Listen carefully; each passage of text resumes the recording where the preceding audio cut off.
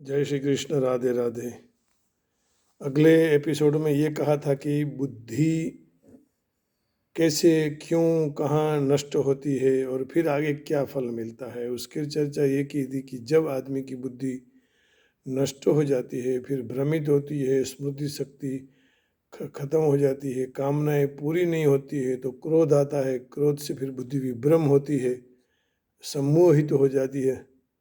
फिर विभ्रम होने के बाद बुद्धि नष्ट हो जाती है और बुद्धि नष्ट होने के बाद पतन हो जाता है। अब स्थिर बुद्धि के लक्षण क्या है, आइए श्री भगवान गीता जी के दूसरे अध्याय में कहते हैं, कर्मजं बुद्धियुक्ता हि फलं त्यक्त्वा मनीषिणः जन्मबन्ध विनिर्मुक्ताः पदं गच्छन्त्यनामयम्।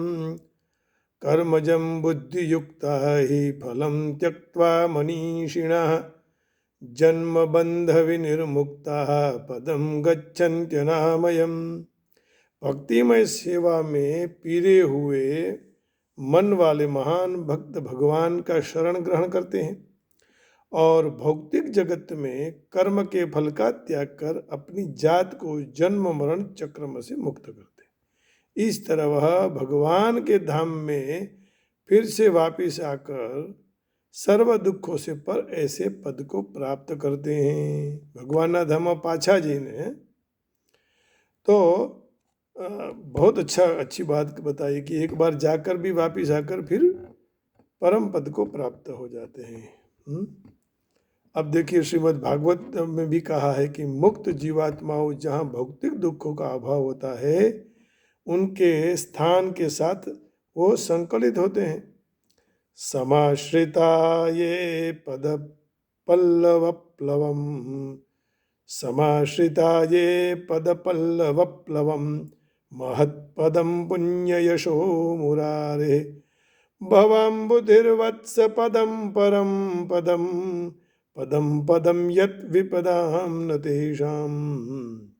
समाश्रिता ये पद पल्लवप्लवम महत्पदम पुण्ययशो मुरारे भवाम्बुधिर्वत्स पदम परम पदम पदम पदम यत् विपदां न तेषां। जो दृश्य जगत के आश्रय हैं और जो मुकुंद के नाम से सुविख्यात हैं, अर्थात मुक्तिदाता हैं, ऐसे भगवान के चरण कमल रूपी नौका को जो मनुष्य आश्रय ले लेता है, वह उसके लिए भौतिक जगत रूपी भवसागर जैसे बछड़े की खरी माने पांव में पड़े हुए पाद के समान जल माने सारा समुद्र लगता है। गोपद सिंधु तरई, गोपद सिंधु की तरह वो तर जाता है।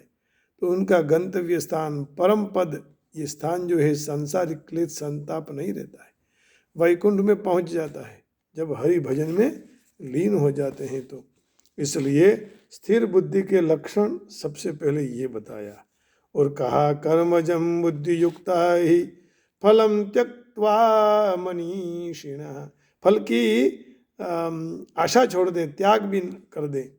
जन्म बंध विनिर्मुक्तः पदम गच्छन्त्यनामयम्, ये स्थिर बुद्धि का लक्षण है। तो फल ऐसा मिलता है, for wise man processing equipoised mind, renouncing the fruit of action and freedom from the shackles of birth, attain the blissful supreme state।